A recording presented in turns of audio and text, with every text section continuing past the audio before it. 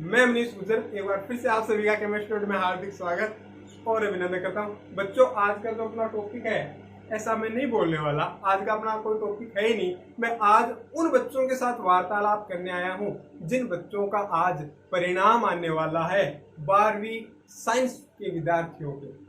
12वीं साइंस के विद्यार्थियों के, ठीक है बच्चों। तो आज मैं आप लोगों से वार्तालाप करने आया हूं और मैं ईश्वर से ये प्रार्थना करता हूं कि जितने भी बच्चे हैं 12वीं बोर्ड में जिन्होंने एग्जाम दिया है साइंस से, उनका रिजल्ट उनकी सोच के अनुरूप आ जाए। जितने परसेंटेज उन्होंने सोच रखे हैं वैसा ही उनका क्या आ जाए, रिजल्ट आ जाए। ऐसी मैं ईश्वर से कामना करता हूं और इसी के साथ आप लोगों को शुभकामनाएं भी मैं अपनी तरफ से अग्रिम शुभकामनाएं आप लोगों को क्या कर रहा हूं, भेंट कर रहा हूं। आप लोगों का रिजल्ट बहुत अच्छा रहने वाला है, ठीक है बच्चों।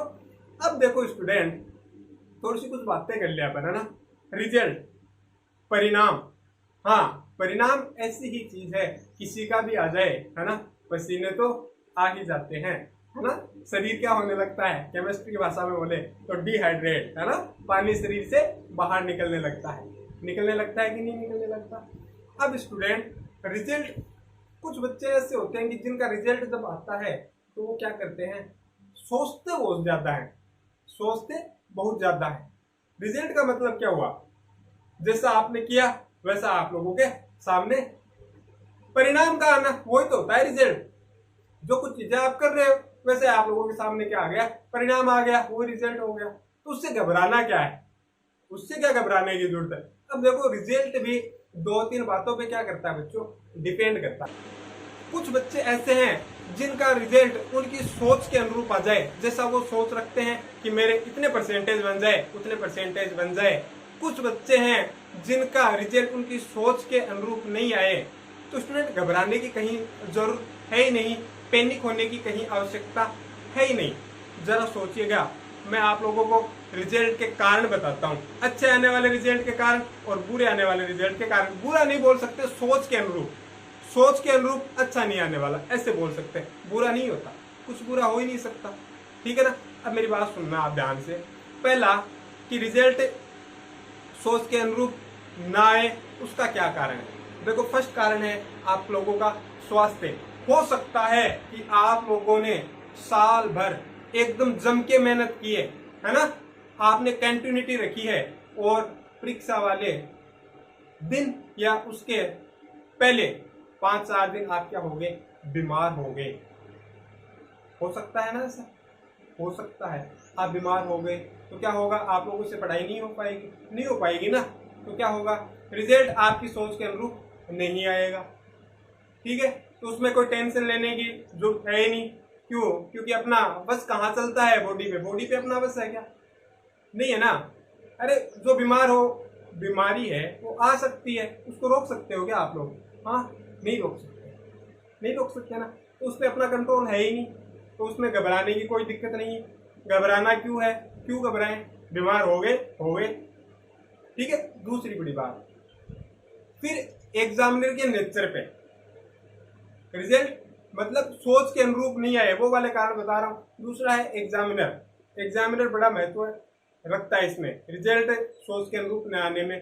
क्या रखता है कि देखो, एग्जामिनर क्या करता है कि या तो उसका पहले से दिमाग खराब होया हुआ, है ना, घर वालों से क्या कर रखी हो, उसने फाइट कर रखी हो, है ना, तो वो गुस्सा घर वालों पे तो निकाल नहीं सकता। वो गुस्सा कहाँ पे निकालता है, आप लोगों की जो कॉपियां होती है उन पे निकालता है कि नहीं निकालता, निकाल लेता है ना। तो बच्चा बहुत सारी मेहनत करता है, बहुत अच्छे से लिख पाता है, लेकिन एग्जामिनर का क्या, खराब मस्तिष्क आप लोगों के लिए क्या हो जाता है, हानि पर हानि पहुंचा देता है, आप लोगों को पहुंचाता है कि नहीं पहुंचाता। तो दूसरा हो गया एग्जामिनर। तीसरा हो गया परिवार संबंधी समस्याएं। परिवार संबंधी समस्याएं, हाँ, बच्चा पूरे वर्ष शानदार मेहनत कर रहा है और एग्जाम आने के 15-20 दिन पहले घर में या परिवार में कुछ ऐसी घटनाएं घट जाती है जिनकी वजह से पढ़ाई क्या हो जाती है, बाधित हो जाती है। बच्चा पढ़ नहीं पाता ढंग से, बच्चा ढंग से पढ़ नहीं पाता। हो सकता है सभी के साथ हो सकता है, ये जरूरत नहीं है किसी एक के साथ हो, ये जरूरत थोड़ी ना है, ये जरूरी है क्या किसी के एक के साथ हो, किसी के साथ भी हो सकता है। ठीक है। तो बच्चों रिजल्ट इन 2-3 चीजों पे क्या करते हैं, डिपेंड करते हैं, है ना। तो अब सोच के अनुरूप नहीं आए तो घबराने की जरूरत कहाँ है। हो सकता है आप लोगों ने तो सही लिखा है लेकिन एग्जामिनर क्या कर रहा हो, हाँ, या ऐसे सोच सकते हैं कि नींद में हो थोड़ा बहुत, या ऐसे तो नहीं बोल सकते, लेकिन मैं आप लोगों को बता रहा हूँ कि थोड़ा नींद में हो, हाँ, या फिर घर वालों से झगड़ा किया हुआ हो तो दिमाग खराब तो हो ही जाता है। वो भी इंसान ही है, इंसान नहीं है क्या, उसका भी दिमाग खराब होता है। तो वो क्या कर सकता है फिर, समझ रहे हो आप बात को। हाँ, ज्यादा डिटेलिंग में नहीं जाएंगे, है ना। दूसरा, अगर रिजल्ट आ जाए, मान लो किसी के ऐसे आ गए 98% आ गए, कौन से में, 12th में, आज रिजल्ट आ रहा है और किसी बच्चे के 98% आ गए, ठीक है। हाँ, तो बहुत सारे बधाई के पात्र हैं वो बच्चे जिनके 98% आए हैं। कुछ बच्चे ऐसे होंगे जिनके ये भी आ जाएंगे, 56 भी आ सकते हैं, मान लो सेकंड डिवीजन से पास हो, ऐसे भी तो है। कुछ ऐसे भी हैं जो क्या हो जाएंगे, फेल भी हो जाएंगे, ऐसे भी तो होते हैं। तो स्टूडेंट इसमें घबराने की कहाँ जरूरत है। मेरे को एक बात बताओ, आप लोग सोच के देखो, भगवान श्री कृष्ण क्या कहते हैं गीता में। भगवान श्री कृष्ण ने गीता में कहा है कि तेरे पास क्या है, तेरे पास सिर्फ कर्म करने का अधिकार है। किसका अधिकार है, कर्म करने का। मतलब आप लोगों के पास सिर्फ और सिर्फ पढ़ाई करने का ही अधिकार है। किसके अधिकारी हो आप, पढ़ाई करने के, या कर्म। आप लोगों का कर्म क्या है, पढ़ाई करना, है ना। तो आप लोगों ने कर्म अपना शानदार तरीके से किया है कि नहीं किया, पूरी साल पूरे वर्ष अपन ने मेहनत की है। अब रिजल्ट परिणाम अपन लोगों के बस में है ही नहीं। अपन लोगों के बस में कहाँ है, परिणाम नहीं है ना। अपन क्या कर सकते हैं, सिर्फ और सिर्फ कर्म कर सकते हैं। परिणाम देने वाला वो है, समझ रहे हो आप, जिसे आप गॉड बोल देते हो, अल्लाह बोल देते हो, जो भी आप बोलते हो, है ना, वो है। तो उसमें फिर घबराने की जरूरत कहाँ पे है। वो जैसे रखेगा वैसे रहना पड़ेगा, अपन लोगों को नहीं रहना पड़ेगा क्या, नहीं रहना पड़ेगा। अब तीसरी बड़ी बात, कुछ बच्चों की सोच ऐसी हो जाती है कि मेरे तो 10th में 58% है, ठीक है, और 12th में कितने परसेंटेज हैं, 12th में 60% है, 12th में 60 है और 10th में 58 है। तो देखो मैं आप लोगों को आज इनकी सच्चाई बता रहा हूँ इन मार्कशीटों की। तो आपकी मार्कशीट है ना 10th की और 12th की, है ना। कुछ बच्चे ऐसे बोलते हैं सर हमारी तो मार्कशीट देखने में दिखाने लायक ही नहीं रही, ऐसा भी बोलेंगे। तो मैं उन लोगों को पहले जवाब दे देता हूँ, ध्यान से सुन लेना आप लोग कि 10th की मार्कशीट, मैं आप लोगों को 10th की मार्कशीट की सच्चाई बता रहा हूँ, ध्यान से सुनना कान खोल के, है ना। कभी नहीं बताई जो आप लोगों को पढ़ा रहा था, कभी नहीं बताई ना, लेकिन आज बता रहा हूँ, आप ध्यान से सुनना। 10th की मार्कशीट सिर्फ और सिर्फ डेट ऑफ बर्थ का एक प्रमाण होगा। क्या होगा, प्रमाण होगा। कहीं भी आपको डीओबी पूछे, डेट ऑफ बर्थ, है ना, तो आप क्या बता दोगे, जैसे 18/5/95 है किसी की, है ना, तो वैसे मानेंगे नहीं ना। तो वो आप लोगों को क्या बोलेंगे, 10th की मार्कशीट लेके आ जाओ। किसकी मार्कशीट, 10th की मार्कशीट, ये लो।